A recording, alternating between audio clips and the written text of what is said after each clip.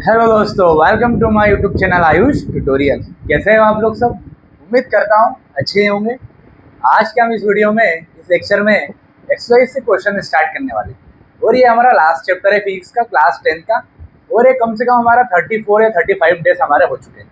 मतलब with in 35-36 days, 40 दिन के अंदर अंदर हमने हमारा फिजिक्स खत्म कर दिया क्लास 10 का। कल हमारा पूरी तरीके से खत्म हो जाएगा। परसों आपके लिए बहुत इंपॉर्टेंट दिन रहेगा, आपके लिए खुशखबरी रहेगी, वो आपको परसों ही बताई जाएगी। तो चलिए बिना टाइम को वेस्ट किए आज का हम इस चैप्टर को स्टार्ट करते हैं। और मात्र 5 से 6 क्वेश्चन करने वाले हैं, और अगले तो 3-4 क्वेश्चन है वो कल करेंगे। मात्र 10 क्वेश्चन इसके, 9 या 10 क्वेश्चन है, 9 या 10 क्वेश्न है। आधे आज करते हैं, आधे कल करते हैं, और इस चैप्टर को खत्म करते हैं। और जिस किसी को भी मेरा वीडियो अच्छा लगता है वो चैनल को सब्सक्राइब करे, और ज़्यादा से ज़्यादा बच्चों को शेयर करे, और कमेंट बॉक्स करके भी बताएं कि आपको वीडियो कैसा लगा। चलिए, मैग्नेटिक इफेक्ट ऑफ करंट का एक्सरसाइज है, question number 1 to question number 6 आज हम करने वाले हैं। और बहुत सिंपल है, देखना कैसे। पहला क्वेश्चन देखो, which of the following correctly describe the magnetic field near the long straight wire. जो लॉन्ग स्ट्रेट वायर था उसके बारे में कौन करेक्टली बता रहा है, ये हमको बताना है।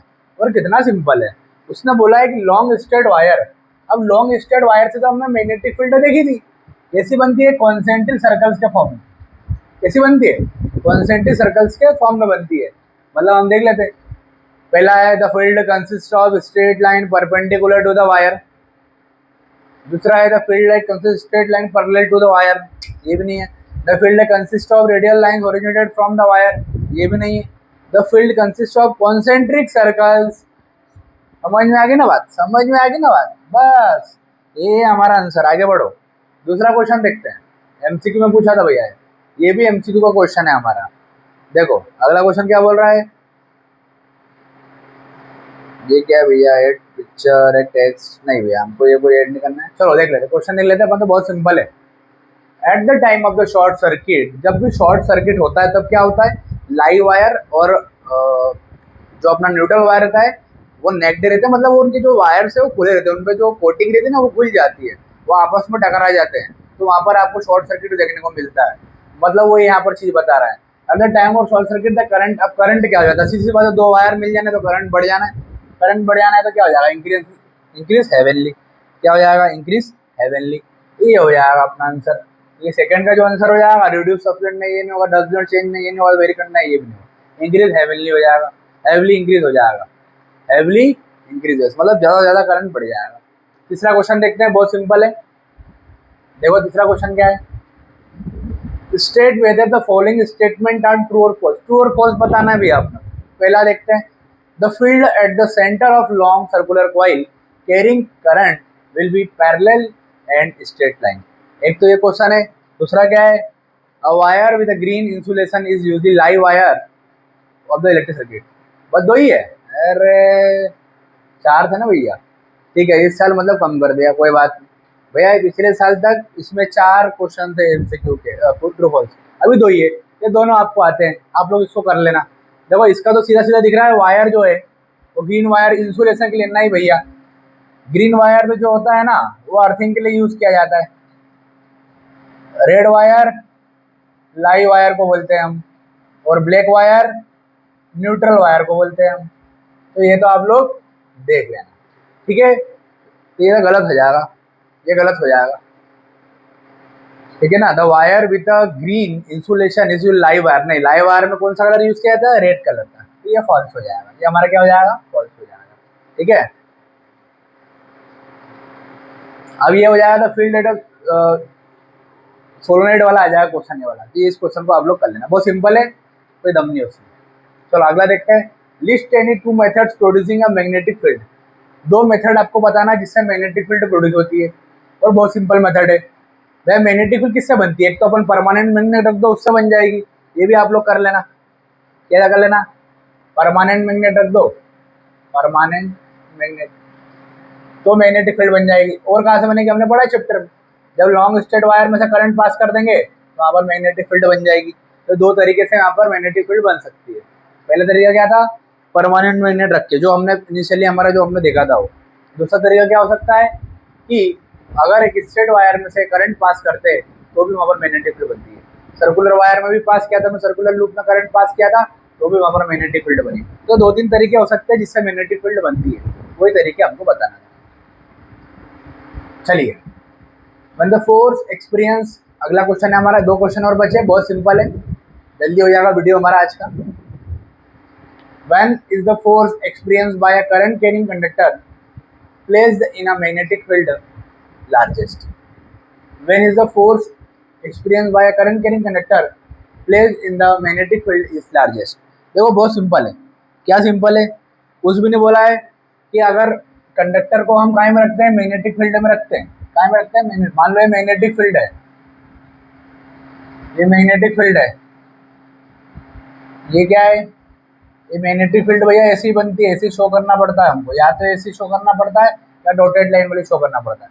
यहाँ पर एक कंडक्टर रखा, जैसे इस कंडक्टर को मैग्नेटिक फील्ड में रखा वैसे इसको क्या एक्सपीरियंस हुआ, फोर्स एक्सपीरियंस हुआ, और सबसे ज़्यादा लार्जेस्ट फोर्स एक्सपीरियंस हुआ।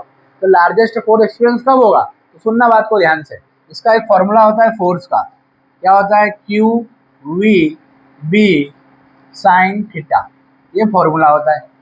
अब हमको मैक्सिमम क्या बताना है, फोर्स। तो मैक्सिमम फोर्स के लिए क्या होगा ना, ये जो एंगल होता है थीटा, इसको भी हमको मैक्सिमम बताना पड़ेगा। तो थीटा अगर मैक्सिमम होगा तो फोर्स भी क्या हो जाएगा, मैक्सिमम होगा। वो थीटा मैक्सिमम कब होगा, जब थीटा कितना होगा, 90 डिग्री। क्यों? क्योंकि साइन 90 कितना हो जाएगा, जब थीटा की जगह 90 रखेंगे तो 1 हो जाएगा, और साइन 90 की वैल्यू 1 हमेशा मैक्सिमम होती है। क्या होती है? मैक्सिमम होती है। मतलब यहाँ थीटा कितना हो जाएगा, 90 डिग्री हो जाएगा। मतलब इसका आंसर क्या आ जाएगा कि 90 डिग्री का एंगल बनना चाहिए। किससे किसके बीच में बनना चाहिए? एक तो हमारा जो करंट है, चार्ज है, इसके बीच में, और एक हमारा जो मैग्नेटिक फील्ड है इसके बीच में। So magnetic field and current के बीच में अगर एंगल 90 डिग्री का रहेगा तब वहाँ पर जो होगा फोर्स क्या हो जाएगा, मैक्सिमम हो जाएगा। इसके आंसर आपको डिस्क्रिप्शन बॉक्स में मिल जाएंगे, सारी चीज़ों के, डायग्राम के भी, जो ट्रू फॉल्स के भी, उधर ऊपर 2 MCQ थे उसके भी और इसके भी।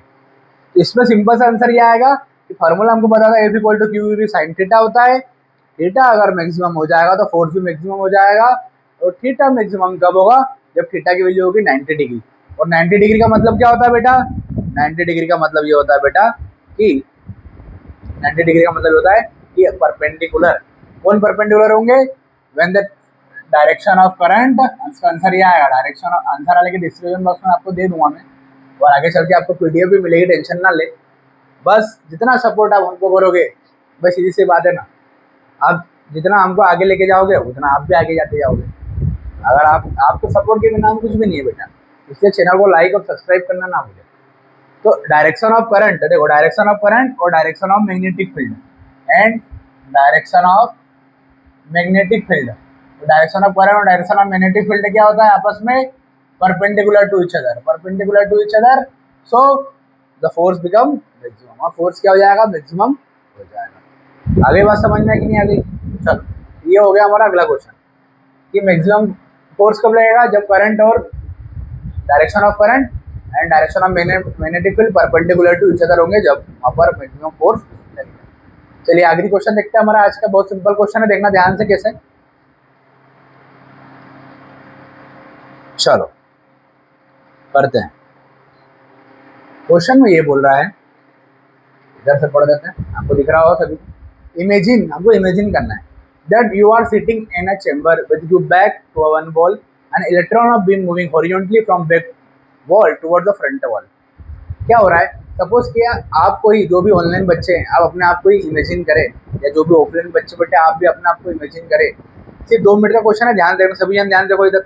हाँ, क्या होता है ना बेटा, आपको चैम्बर में अपने आप बैठे हो, आपको इमेजिन करना है, ये बैठे हो, ये बैक है वॉल का, ये फ्रंट है, मतलब आप इधर देख रहे हो, ये फ्रंट है। अब इलेक्ट्रॉन कहाँ से कहाँ आ रहा है, इलेक्ट्रॉन कहाँ से कहाँ आ रहा है, बैक से फ्रंट की तरफ आ रहा है। इलेक्ट्रॉन कहाँ से कहाँ आ रहा है, बैक से फ्रंट की तरफ। तो अगर इलेक्ट्रॉन इस डायरेक्शन में आ रहा है तो करंट की डायरेक्शन में आएगा, इस डायरेक्शन। तो करंट की डायरेक्शन तो क्या हो जाएगी, इस तरफ हो जाएगी। यहाँ से तो ये चीज़ आपको क्लियर हो रही है। जिधर इलेक्ट्रॉन होता है उसके अपोजिट डायरेक्शन में क्या होता है, करंट होता है।